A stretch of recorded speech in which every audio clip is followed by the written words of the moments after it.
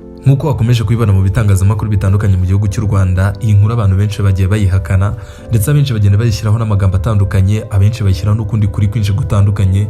Gusa ariko kuri guhari nuko uyu mukobwa bita Ishimwe Vestine ubukwe bwe bwabaye, ariko habaho umuhango bita gusezerana imbere y'amategeko, imbere y'ushinzwe irangamimerere.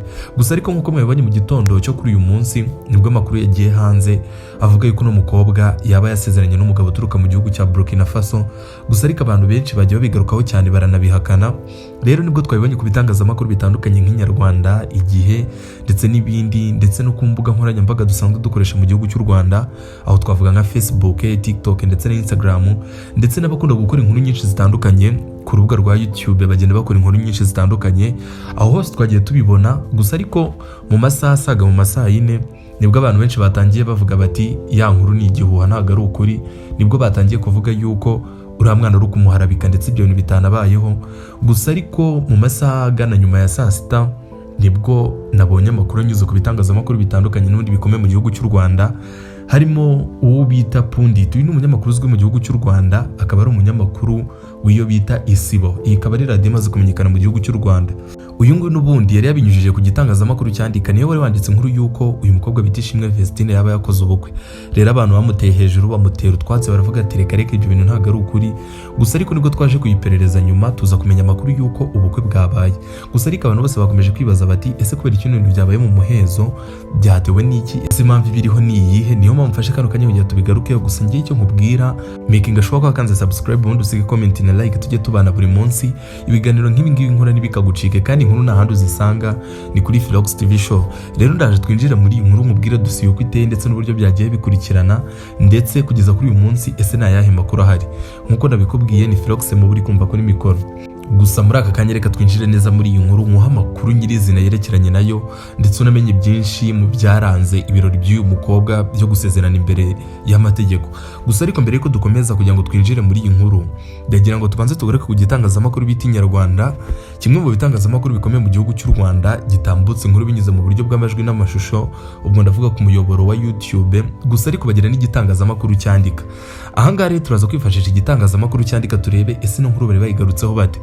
Inkuru yabo bagiraga bati Ishimwe Vestine uzwi mu itsinda rya Vestine na Dorcas yasezeranye mu mategeko n'umukunzi we Odelaso Idris ukomoka mu gihugu cya Burkina Faso ku gicamunsi cyo kuri uyu wa gatatu ku itariki ya 15 Mutarama mu murenge wa Kinyinya mu karere ka Gasabo. Nuko nguko umutwe w'inkuru wari uteye. Gusa ariko munsi bakomeje bagira bati ubundi uko amakuru ateye. Iki gitangazamakuru hasi cyakomeje kigira giti amakuru Inyarwanda ifite ni uko umuhango wo gufata irembo wabaye ku itariki ya 6 Mutarama 2025. Nkuko mwakomeje kwibara mu bitangazamakuru, abantu benshi bagaruka kuri iyi nkuru bibaza bati ese byagenze bite. Ukuri guhari nuko amakuru y'ubukwe bw'uyu mukobwa, ubundi umuhango wo gufata irembo wabaye ku itariki ya 6 Mutarama 2025. ubwo ni ku wa mbere wo muri iki cyumweru turimo n'ubundi.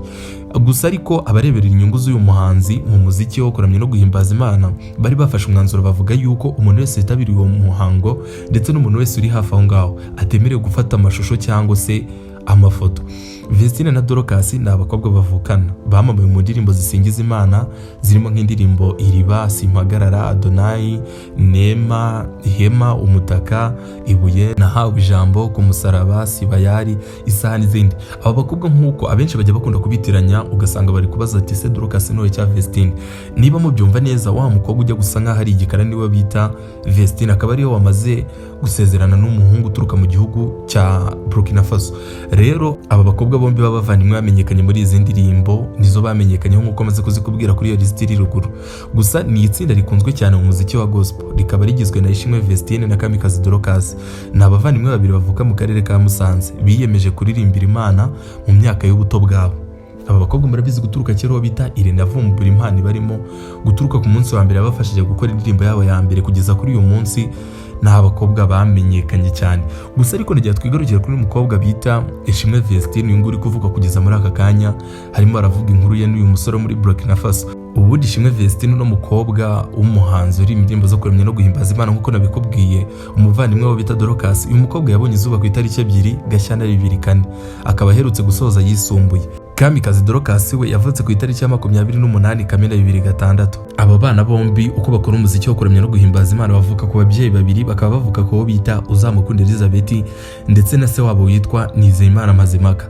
Aba bana bavuka ari abana batandatu mu rugo iwabo, harimo abakobwa 4 n'abahungu 2. Baririmba muri Gosheni Kwaya i Musanze. Batangiye kuririmba ku giti cyabo mu mwaka 2018. Maze muri 2020 batangira gukorana na MI Empire y'umugabo bita Murindahabi Irene. Uyu arazwi n'umunyamakuru bita Murindahabi Irene, ari nawe ureberera umuziki wabo kugeza kuri uyu munsi. Ku wa gatandatu tariki ya 24 Ukuboza 2022 nibwo Vestine na Dorcas bakoze igitaramo cyabo cya mbere cyabereye muri Camp Kigali, bashyigikirwa bikomeye n'abakunzi ba gospel. Ni igitaramo cyitabiriwe n'abarimo Apostle Mignoni Kabera wanabwirije muri iki gitaramo, akanabaha impano ya miliyoni y'amafaranga y'u Rwanda. Icyo gihe aba bakobwa bamurikaga alubumu yabo ya mbere ikaba yaraguzwe miliyoni 15. Mu bandi y'ibyamamare bitabiriye iki gitaramo harimo no bita Coach Gael, Isimbi Alia, DJ Philipita, Alex Muyoboke, Miss Muyango Claudine, Bamenya, Bishop, Prof Fidel Masengo, Aline Gahongayire ndetse n'abandi. Kuri ubu kugeza muri aka kanya inkuru iri kuvuga kuri iri tsinda rya Vestine ndetse na Dorcas ni uko umwe muri bo ari nawe mukuru Ishimwe Vestine yamaze gusezerana mu murenge n'umukunzi we Odelaso Idrissa wo mu gihugu cya Burkina Faso ufite imyaka 42.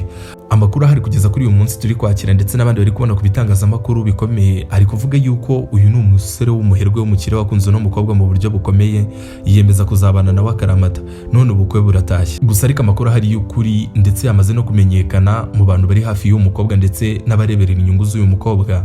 Igihe hari nuko uyu mukobwa ndetse n'umugabo uturuka mu gihugu cya Burkina Faso nibamara kubana bazaba mu gihugu cy'u Rwanda. Ayo niyo makuru naguha kuri uyu mukobwa, gusa kugeza kuri uyu munsi inkuru yuko uyu mukobwa yaba ubukwe bwe bwatashye yasezeranye imbere y'amategeko n'ukuri. Ndagushimiye warunkurikiranye muri aka kanya, nk'ibisanzwe ni Philox Aime, cyo ngusaba no gukanda subscribe ubundi ugasiga comment na like. Ibiganiro nk'ibi ngibi nibisanzwe n'ahandi bisanga ni kuri Philox TV show. Murakoze cyane.